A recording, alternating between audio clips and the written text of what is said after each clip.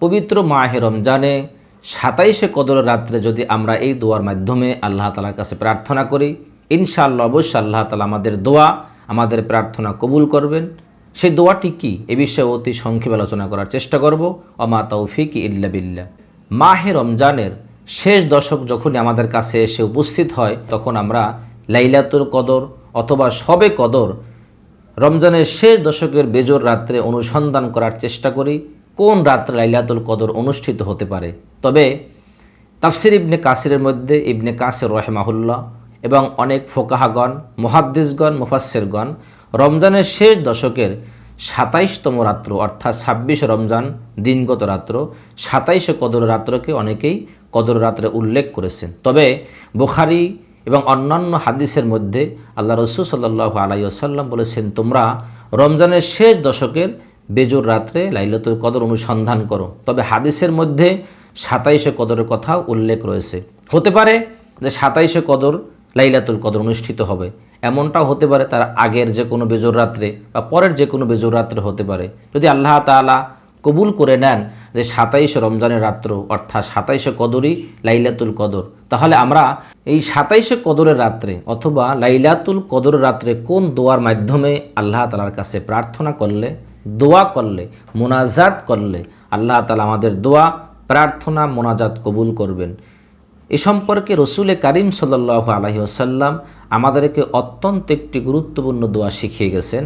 আম্মা জান আয়েশা সিদ্দিকা রাদিয়াল্লাহু তাআলা আনহা থেকে বর্ণিত আছে, জামে তিরমিজির হাদিস 3513 নম্বর হাদিস। এই হাদিসের মধ্যে উল্লেখ রয়েছে, আম্মা জান আয়েশা সিদ্দিকা রাদিয়াল্লাহু তাআলা আনহা আল্লাহ রসুল সাল্লাল্লাহু আলাইহি ওয়াসাল্লামকে প্রশ্ন করেছেন, ইয়া রাসূলুল্লাহ, হাবিবাল্লাহ, যদি আমি কদরের রাত্র পেয়ে যাই অথবা কদরের রাত্র আমার সামনে এসে উপস্থিত হয়, তখন এই রাত্রে আমি কি আমল করতে পারি বা কোন দোয়ার মাধ্যমে আল্লাহর কাছে প্রার্থনা করতে পারি? রসুল কারীম সাল্লাল্লাহু আলাইহি ওয়াসাল্লাম আম্মা জান আয়েশা সিদ্দিকা রাদিয়াল্লাহু তাআলা আনহাকে এমন একটি দোয়া শিক্ষা দিয়েছেন, যে দোয়াটি অত্যন্ত বরকতপূর্ণ দোয়া, অত্যন্ত ফজিলতপূর্ণ দোয়া। দোয়ার অর্থের দিকে লক্ষ্য করলে আমরা বুঝতে পারবো যে এই দোয়াটি কতটা মূল্যবান, কতটা দামি। আম্মা জান আয়েশা সিদ্দিকা রাদিয়াল্লাহু তাআলা আনহাকে আল্লাহ রসুল দোয়া শিক্ষা দিয়েছেন। সেই দোয়াটি হলো, আল্লাহুম্মা ইন্নাকা আফুউন কারীম তুহিব্বুল আফওয়া ফাআফু আন্নী। তবে এই দোয়াটি অন্য হাদিসের মধ্যে ভাবে এসেছে, আল্লাহুম্মা ইন্নাকা আফুউন তুহিব্বুল আফওয়া ফাআফু আন্নী। এখানে কারীম শব্দটি উল্লেখ নেই, তবে কারীম শব্দ সহকারে পড়াটা সবথেকে উত্তম হবে, কারণ এর অর্থ অত্যন্ত ফজিলতপূর্ণ, মর্যাদা সম্পন্ন। দোয়াটির অর্থ হলো এই যে, আল্লাহুম্মা, ইয়া আল্লাহ বা হে আল্লাহ, আল্লাহুম্মা ইন্নাকা আফুউন, নিশ্চয়ই আপনি ক্ষমাকারী। এখানে কথাটি রাসূলুল্লাহ অত্যন্ত দৃঢ়তার সহিত বলেছেন, নিশ্চয়ই আপনি ক্ষমাকারী। রসুল কারীম সাল্লাল্লাহু আলাইহি সাল্লাম বলতেছেন, আল্লাহুম্মা ইন্নাকা আফুউন কারীম, আপনি মর্যাদা সম্পন্ন ক্ষমাকারী। তুহিব্বুল আফওয়া, আপনি ক্ষমা করাকে, মাফ করাকে পছন্দ করেন, ভালোবাসেন, মহব্বত করেন। ফাআফু আন্নী, সুতরাং আপনি আমাকে ক্ষমা করে দেন, মাফ করে দেন। আমরা যদি অর্থের দিকে তাকাই তাহলে বুঝতে পারবো যে এর গভীরতা কতটা রয়েছে, এর সার নির্যাস কতটা রয়েছে।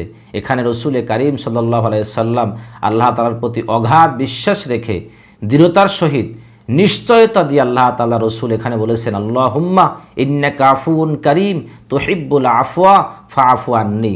আমরা এই দোয়ার মাধ্যমে পবিত্র কদরের রাত্রে, বিশেষ করে 27শে কদরের রাত্রে আল্লাহর কাছে নফল নামাজের মধ্যে, মোনাজাতের মধ্যে, অথবা আমরা বসে বসে এই দোয়াটি অধিক পরিমাণে পাঠ করি, আল্লাহর কাছে প্রার্থনা করি, কাকুতি মিনতি সহকারে এই দোয়া পড়ে আল্লাহর কাছে বারবার ফরিয়াদ করি। আল্লাহ তাআলা আমাদের সকলকে যেন লাইলাতুল কদরের রাত্রে এই দোয়ার মাধ্যমে আল্লাহ তাআলার কাছে প্রার্থনা করার তৌফিক দান করেন।